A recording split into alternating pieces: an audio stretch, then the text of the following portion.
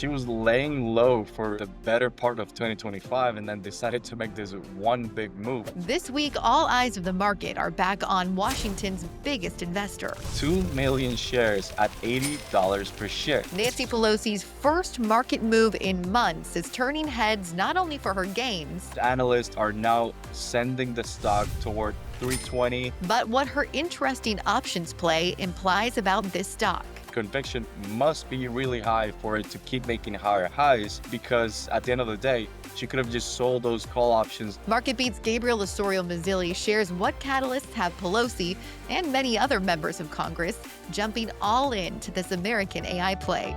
Let's dive in.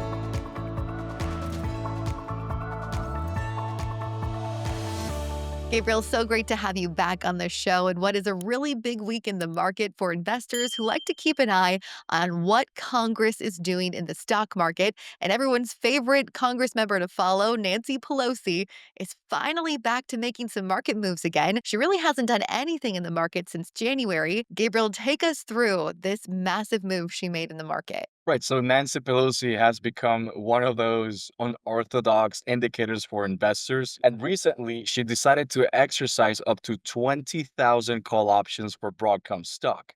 Now, this is a position she had held on to since last year and decided to exercise them a year later, likely in the money and in a heavy, heavy profit. So that begs the question, why not just take the profit on the call options, sell them in the open market, but rather take on the stock and cash outlay that it requires to switch up the position? I think that's where investors should focus on today for the future of Broadcom and whether there's a lot more upside ahead of it. Yeah, no, we don't get to see when they disclose this information the exact dollar amount of that trade. We do know it's up to $5 million. So this is a substantial sum that she did to exercise those call options. And like you said, it does mean a lot for this stock.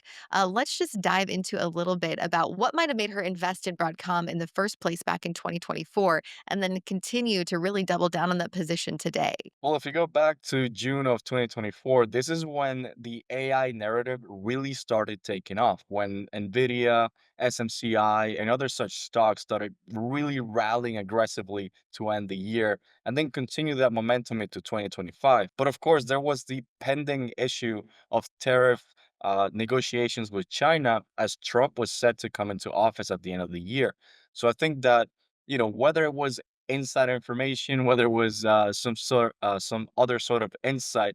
I think that Pelosi could have seen this coming from a mile away, saying, "Okay, Broadcom has a lot of U.S. presence. Its footprint, it's mostly domestic. So if there is going to be some volatility with the overseas markets in the semiconductor industry, then this stock is going to be a potential winner." Which it ended up being. Yeah, let's get right to that chart right now. Broadcom reaching new all time highs this week, but we did see that volatility you're talking about over the last year.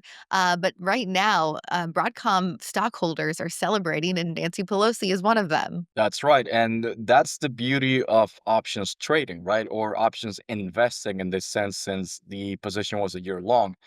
Options are very, very cheap on the outcomes that nobody is expecting. But then when those outcomes come about, the payoff is huge. We're talking 10 to 1, 15, even 20 to 1 in some occurrences, right? So that begs the question, if the stock has rallied by so much over the year, as you said, it's now at a new all-time high and looking to make even higher highs according to Wall Street valuations, why wouldn't she just sell and take the money and run home, right? Why is she outlaying up to $5 million in cash to hold on to the stock? And I think that this story fundamentally starts to make sense and reveals that at the end of the day, she might have had the insight that nobody else had until now. Yeah, that's why we always like to follow what members of Congress are doing, just because of that insider knowledge they might have on investments happening with these big government contracts, and really just their finger on the pulse of what's happening in Washington and where that money might be flowing.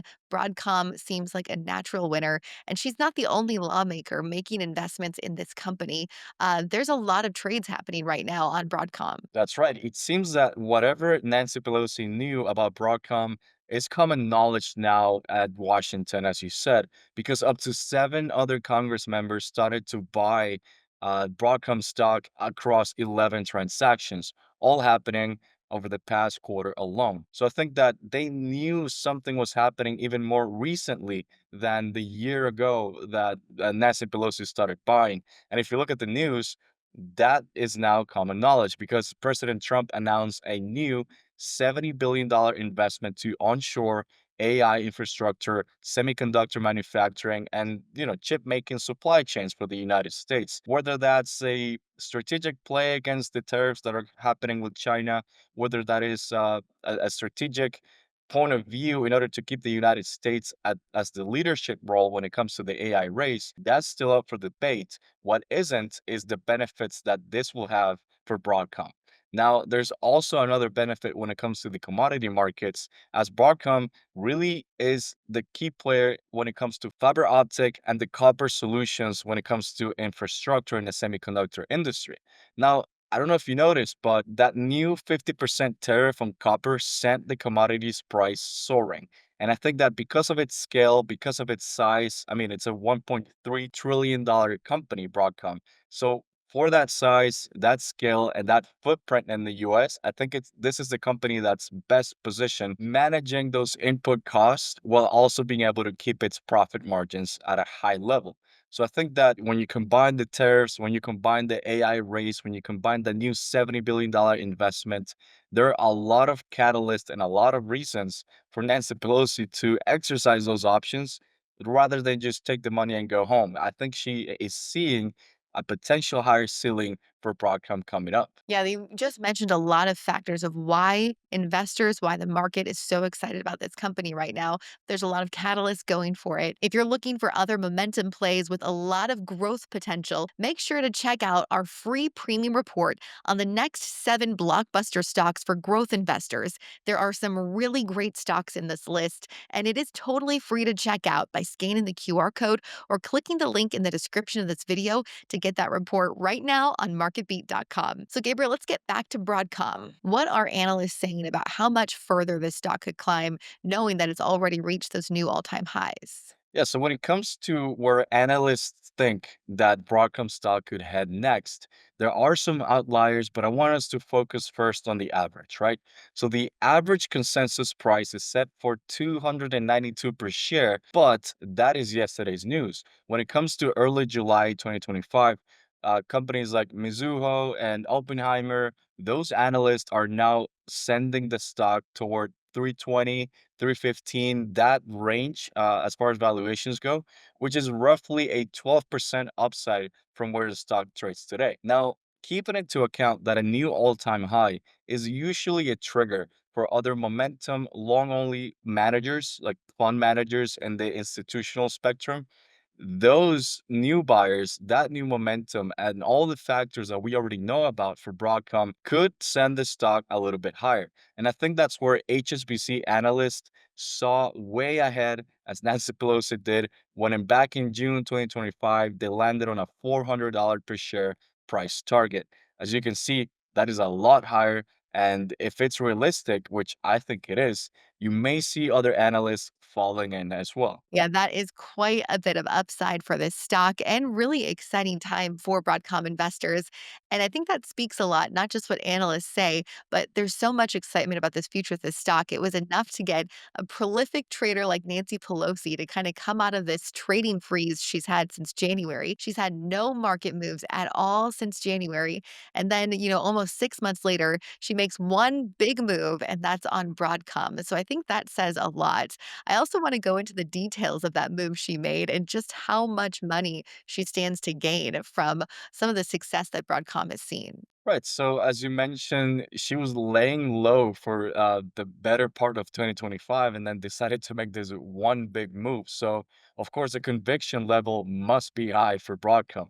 Now, when it comes to her specific trade, back in June of 2024, she bought up to 20,000 call options at an average strike price of $80 per share. So if you look at today's price, which is nearing $300, right? I think that when you combine the amount of delta that these options have in the money and how much the stock rallied by, that amount of money would have been enough to cover all of the opportunity costs that you could have had anywhere else in the market. I mean, we're talking about millions and millions in profit. And the fact that she exercised those options, remember, Each contract has 100 shares that get delivered when you exercise. So 20,000 contracts means 2 million shares at $80 per share. So what that means for Pelosi is that she's now sitting at a hefty profit right now. And like I said, the conviction must be really high for it to keep making higher highs because at the end of the day, she could have just sold those call options and not have to buy the stock and get it delivered to her account. So with this big of a position, I think that that 400 price target from HSBC might be more realistic than it seems right now. Of course, we have to wait and see how the stock reacts to the ongoing tariffs, to what's happening in copper, and whether that $70 billion investment that was announced will have the kind of effects that everyone expects it to have. A really good dive into the specifics of that trade that she made and why so many investors are looking to follow what she's doing and Broadcom right now, simply because there is a lot to be said about the future of this company. Gabriel, thank you again for your analysis today. Let us know what you think. Have you been watching Pelosi's kind of non action in the market and paid really close attention when this trade was announced? What do you think about the move on Broadcom? And are you making a move yourself?